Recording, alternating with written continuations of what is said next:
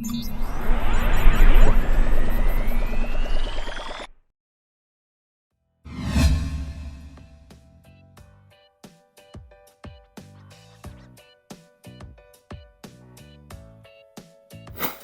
nama saya Wanda Lydia Putrianus dengan NIM 20060602019. Kenalkan, nama saya Andes Syarwikra, NIM 2006-0750-2014, Prodi Ilmu Administrasi Bisnis. Perkenalkan, nama saya Haldi Latif dengan NIM 2006-0750-2025. Baik, perkenalkan nama saya Andi Aisyah Kamila, NIM 2006-0750-2027. Nama saya Yuyun Purnama dengan NIM 2006-0750-2021.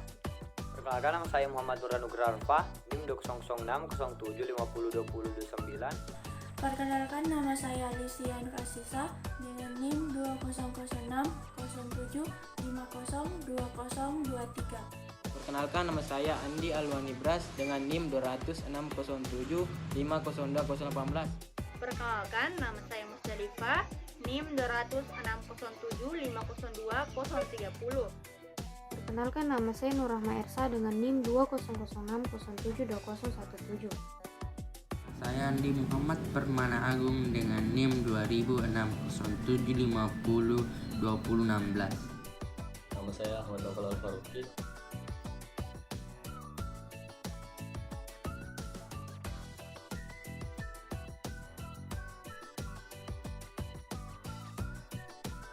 Latar belakang.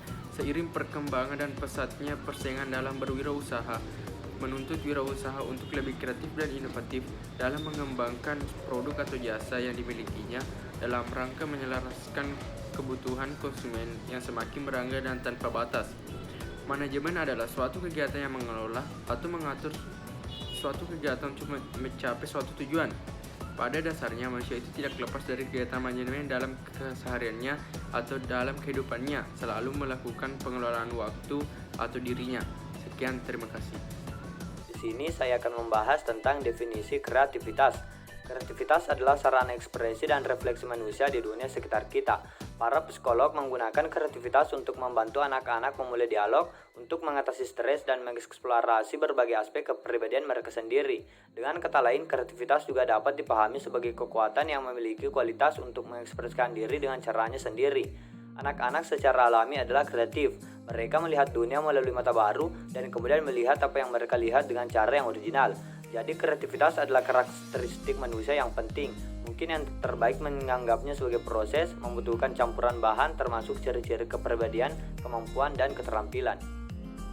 Di sini saya membawakan materi definisi kreativitas menurut para ahli. Yang pertama, menurut Maslow. Maslow menyatakan kreativitas merupakan kreasi untuk mewujudkan atau mengaktualisasikan diri.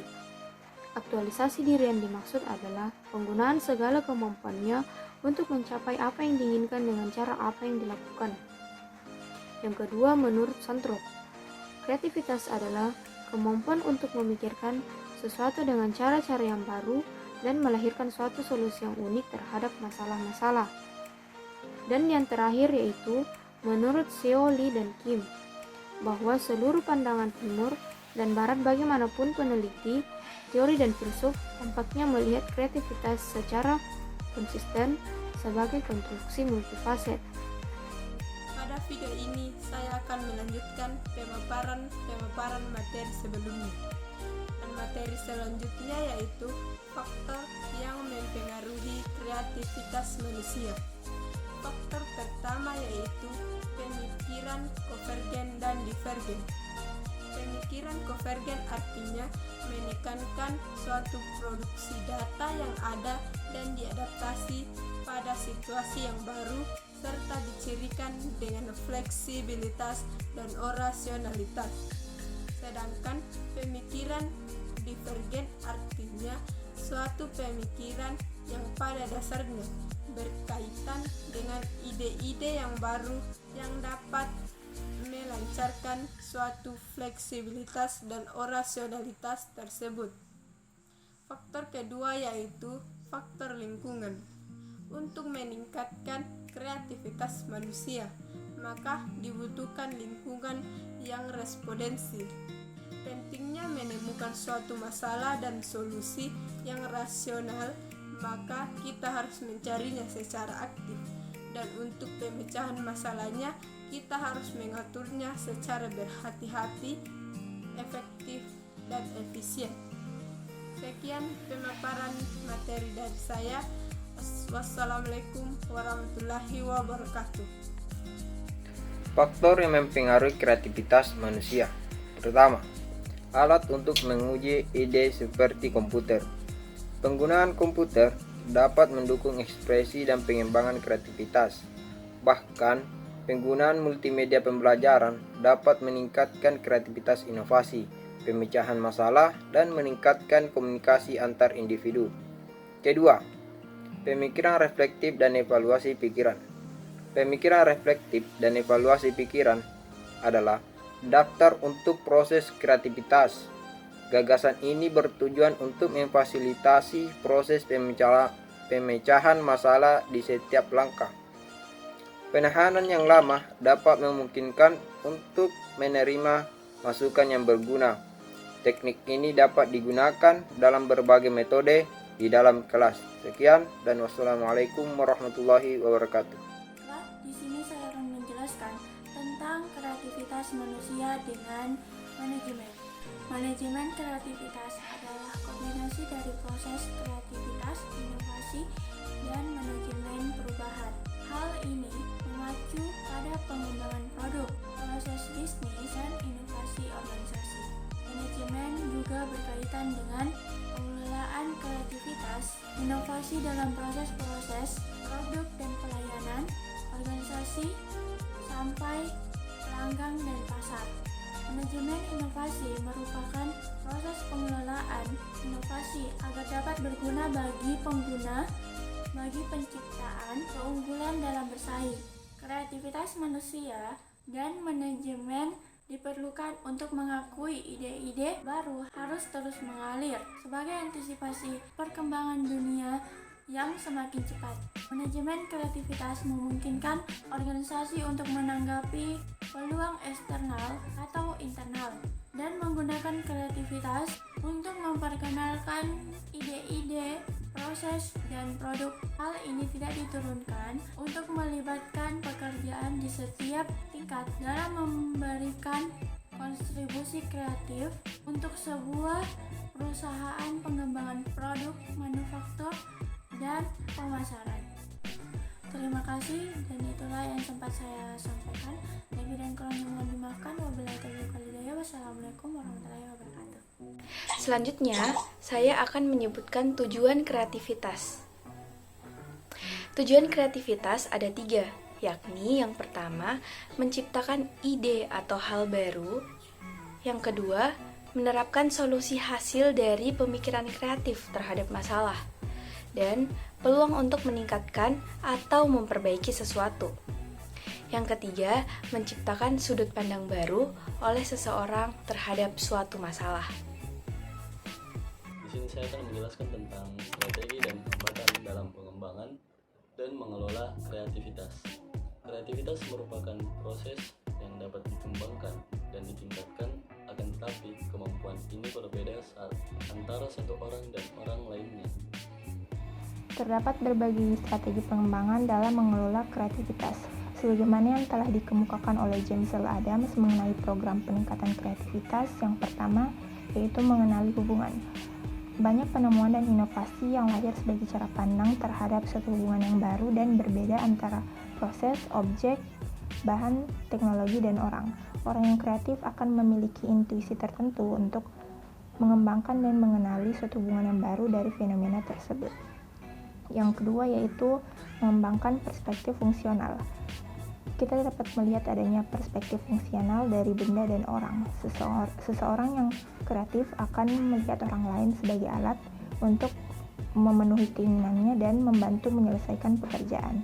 Di sini saya akan menjelaskan tentang strategi pengembangan dan mengolah kreativitas individu. Program peningkatan kreativitas sebagaimana dikemukakan oleh James L. Adams 1989. 3. Gunakan alat fungsi otak pada bagian yang terpisah antara kiri dan kanan dilakukan sejak tahun 1950-an serta tahun 1960-an. Otak bagian kanan digunakan untuk hal-hal seperti analogi, imajinasi, dan lain-lain. Sedangkan otak bagian kiri digunakan untuk kerja seperti analisis, melakukan pendekatan yang nasional terhadap pemecahan masalah, dan lain-lain. Proses kreativitas meliputi pemikiran logis dan analisis terhadap pengetahuan, evaluasi, dan tahap-tahap implementasi. 4. Hapus perasaan, ragu-ragu, kebiasaan mental yang membatasi dengan menghambat pemikiran kreatif di antaranya adalah sebagai berikut: 1. Pemikiran lain. 2. Mencari selamat. 3. Stereotip, yakin sudah ada ketentuan. 4. Pemikiran kemungkinan probabilitas. Sekian dan terima kasih. Di sini saya akan membahas tentang hambatan dalam pengembangan dan mengelola kreativitas. Yang pertama, mencari jawaban soal hanya satu yang benar. Yang kedua, fokus pada harus logis, tidak boleh aneh-aneh. Yang ketiga, harus taat pada aturan. Ini akan mengurangi kreativitas. Yang keempat, tetap konstan pada praktek yang dilakukan selama ini.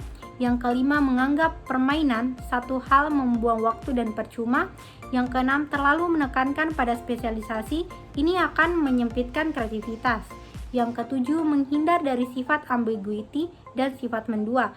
Yang kedelapan, takut terlihat bodoh. Yang kesembilan, takut salah dan takut gagal. Dan yang kesepuluh, terpaku pada stigma saya tidak kreatif. Mungkin itu saja, sekian dan terima kasih. Di sini saya akan membahas tentang kesimpulan dari materi kelompok kami. Adapun kesimpulannya, keberhasilan sangat ditentukan oleh kreativitas manusia. Bagi manusia yang tidak mempunyai kreatif, maka inovasi pun sulit dikembangkan. Kemudian, kebutuhan dan keinginan tidak mungkin dapat diwujudkan sebagaimana diharapkan sebelumnya. Untuk menemukan inovasi melalui kreativitas yang tepat dengan memberikan hasil yang memuaskan oleh semua pihak. Disinilah peranan manajemen untuk senantiasa berusaha memadukan antara kreativitas dan inovasi terhadap suatu bidang kegiatan sehingga dapat menyumbangkan hasil yang dapat memberikan manfaat bagi kehidupan manusia pada umumnya dan manusia yang terdapat pada manajemen khususnya.